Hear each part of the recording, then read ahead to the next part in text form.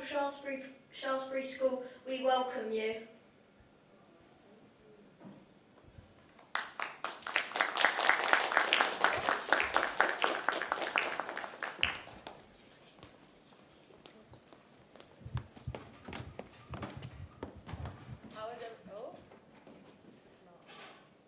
Alright, how is everybody doing today? Doing good? Alright, that's great to hear.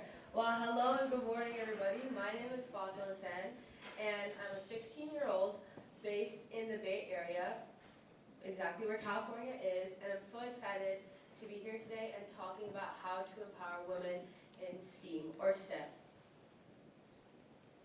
So before I start, I actually just want to quickly talk about my story and my background as a woman in STEM. So as you can see by some of these graphics, I'm really involved in a lot of speaking opportunities, such as the one that I'm doing right now. I've talked about bridging the gender gap in STEM at global webinars and global organizations. And I'm also involved in a lot of STEM-based clubs in my high school, such as robotics, as you can see in that bottom left photo. And I also do a lot of biotech stuff, so I primarily focus on women's health. And I've done a lot of women's health research projects on that, and I've also gotten recognized and have placed at a national level due to it. And I've also done a few podcasts where I talk about some of my businesses, which I'll dive deeper into later on. And as you can see in the top, I have kind of showcased my CAD businesses at a 3D printing pop-up. So I definitely love being very involved in my community and kind of showcasing my skills and empowering and encouraging not only women but also minorities to be involved at STEM at a really young age, because I feel like that's really important and that will definitely set the stone for you in the future. And so before I start, I actually want to take a quick look at this brief infographic which actually talks about the occupations that women have held in the field of STEM. So as you can see, at the bottom is actually the lowest, engineers and architects. At a whopping only 16.5% of engineers are female. And we as a community need to bring this number up because we need to see more female involvement, because as we see more women rising into leadership positions of STEM, we can start encouraging ourselves, and that actually becomes a motivation for not only women but also minorities. And women don't only have to empower other women, other people can do it too. I see some young boys in the audience, and you can definitely do your part in empowering women in STEM and other minorities to be a part of these STEM organizations and clubs. And before I start, I want to make this very, very clear that anybody can promote inclusivity and empower women and minorities in STEM fields. You don't have to be a woman to empower other women. Anybody can do this. You can just bring on some of your female friends, for example, and encourage them to join. Even if they might feel underconfident due to the gender gap, it all makes change by one person at a time, and that's what's important. If you're putting in the effort to bridge the gender gap, that will lead you to not only become more confident, but you will also end up motivating other women and other minorities in joining those types of STEM fields. And so it's very important to not let anything hold you back. You should always learn to embrace your confidence. And sometimes we might feel underconfident or very overwhelmed. For instance, I remember in middle school, I was actually a very, very shy kid. And so the thought of public speaking just made my bones shiver. Like, I was like, I am not capable of doing that. I don't feel like I'm as strong or as capable as the other peers, such as the males in my STEM field. But actually, I was motivated by my mom to start a speech and debate club in my middle school, which wasn't there before.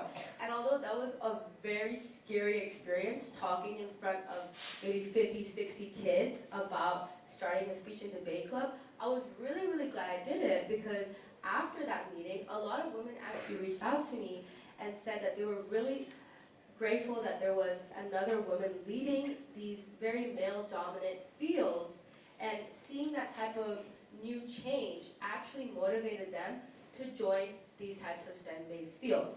And so always try to be confident. Don't overthink anything, because because trust me, people do not care that much. When they see women and other minorities stepping up, that actually motivates others. And don't think of it as a stressful thing or something that you'll be judged upon. In fact, you'll actually be congratulated upon, and many other women who may feel much more shy than you or much more underconfident will actually learn to step up and will be like, oh my God, there's a woman doing what I want to do. And that kind of gives them the motivation to do the same exact thing.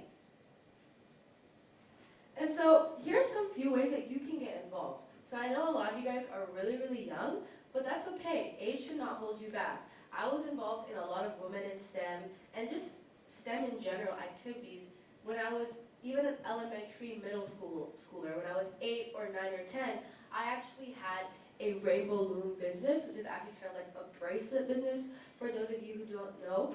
And so I was involved in entrepreneurship at a really young age. And that just goes to show that you can do it as well.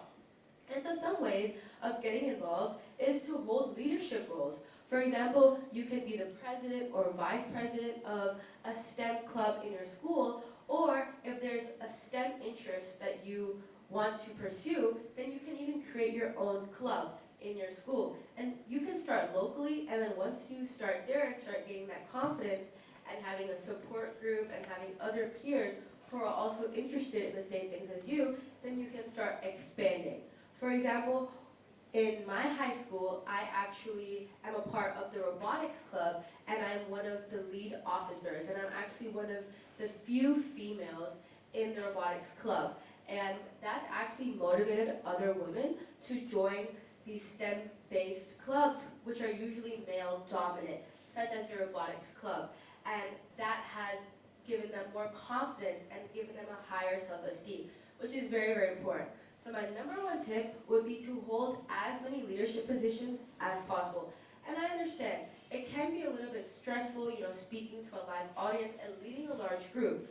Trust me, in the beginning, I kind of had no idea what I was doing, but by seeking help from my peers and just believing in myself and having confidence, I was able to succeed in that role.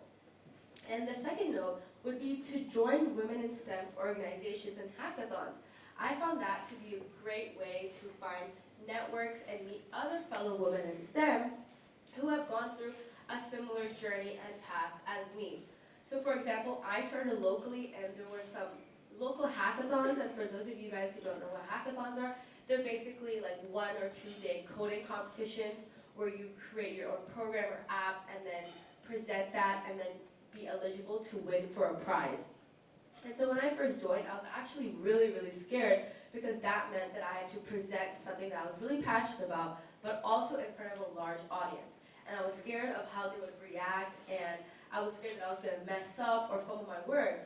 But when I actually got on stage, I kind of forgot all about that, and I was like, you know what, I can do this. I was just overthinking and overreacting, and once I was up on stage, everything flowed smoothly. So definitely, for my females in the audience, join women in STEM organizations and hackathons, as those provide a great network and support group for you to meet other women in STEM, females, and other people who are interested in the same things as you.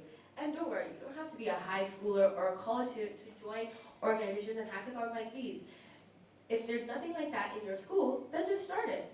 Everything has a beginning, and if you can do something like that, that'd be great, because that sort of impact will go on for several years. And last but not least is to provide mentorship.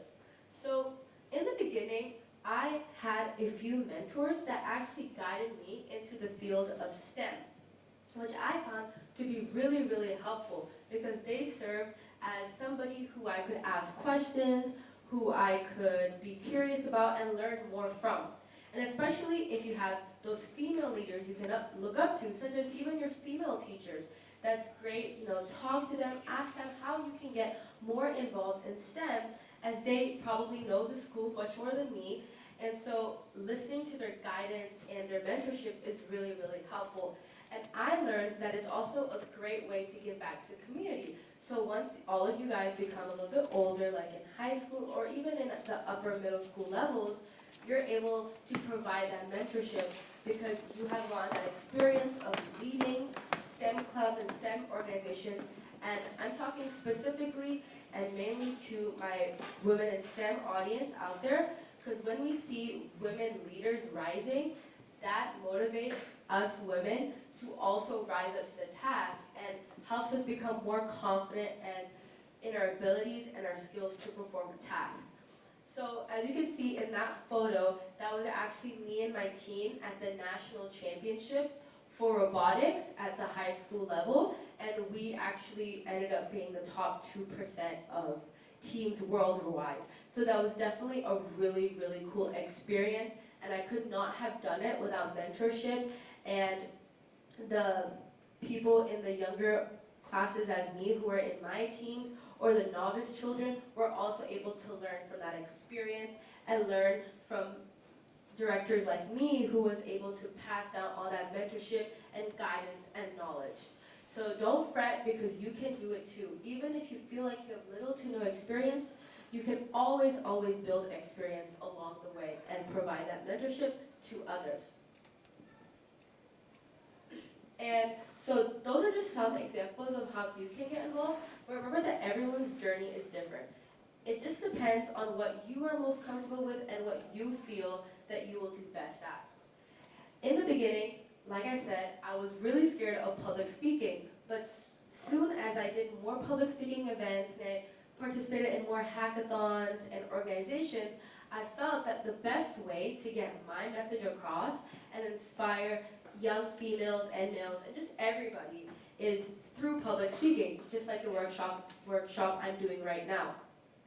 So specifically how I really got involved is, as I mentioned previously, robotics. So robotics played a huge role in my involvement and my empowerment for women in STEM, as we saw that the year that I was one of the main directing officers, and mind you that we had not had a female director of education in a long time. So this was pretty new, and I was really excited to take on this role, as well as motivate other women to join usually male-dominant clubs, such as robotics. And so having this leadership position, actually, I saw gave a more significant increase in the number of females that were actually involved in the club. So around half of the novice students were actually females in comparison to previous years, where there were maybe only like 5 or 6 or 7 females. So seeing that change made me really happy, and I was able to provide that for my high school and for my young females in the audience. And so the second one would be innovation. So this kind of ties into the previous points that I was talking about. But innovation is basically creating an idea based on something that you are really passionate about. So for example, what I really enjoyed is 3D printing. And for those of you guys who might not be familiar with that, it's basically how you just print something and go from a 3D computerized sketch on just a laptop and actually make it into a model. So you can see in the photo, if you like squint your eyes a little bit, you can see that I 3D printed some Yodas, baby Yodas, and some Star Wars and Pokemon figurines, and I was actually able to sell them at my local schools and my local communities. And you might be thinking, all right, this is really cool, but how does this actually contribute to women in STEM? Well, I'm glad you thought that. How this actually contributes is when I saw young women coming to my pop-up booths and kind of inquiring upon my businesses, they were actually really intrigued. And from my speeches and from my public speaking, much of them were actually really inspired. And I'm also planning on hosting a children's business fair at my local communities where I encourage everybody to join, specifically women and minorities, to showcase their businesses as a young entrepreneur. And last but not least, something that I found to be really helpful in my journey of involving women in STEM and entrepreneurship is speaking, just like how I'm doing right now. And actually speaking gets you a lot of really cool opportunities. And that photo that you see right there, I was actually speaking for a hackathon, and the guy who actually leads that space has really cool connections, and I was able to connect with him and also learn about really cool emerging technologies such as virtual reality and 3D printing and designing. And so there's a lot of benefits that comes with public speaking. And remember, you might be thinking, oh, I'm not capable of public speaking. I feel like you need years and years of experience for that. And I feel like I have to be older, like a college student. But that is completely not true. I actually started public speaking when I was just in middle school, and you can start as early as elementary school as well. Age does not define your ability to come on stage and present your ideas and your thoughts to an audience. And specifically to women in STEM, it's very, very important to get your voice out and encourage other females who may not be as confident or may be very overwhelmed with being on stage. It's kind of your duty to this community to encourage other women and just everybody to get involved in STEM, because STEM is truly the future of our lives and the future of your generation. You know, when y'all grow older and have kids, that will be their futures as well. And so for that reason, I find innovation, public speaking, and being very involved in STEM-based clubs such as robotics, I find that to be really, really important. And you don't have to do like 50 or 100 STEM clubs all at once. You can just start with one and then slowly grow from there. It's all about making progress and just continuously moving forwards. You may feel like, oh, I'm taking very, very little steps, but honestly, as long as you're making progress, that is all that matters. So you might be wondering, well, there's definitely some obstacles, right? Being a woman in STEM and public speaking and creating all of these organizations and entrepreneurship. So how do you actually solve all these kind of obstacles that you encounter? And how do you kind of find the motivation to continue? Well, my number one rule, and I mentioned this a lot of times, which should show you how important this rule is.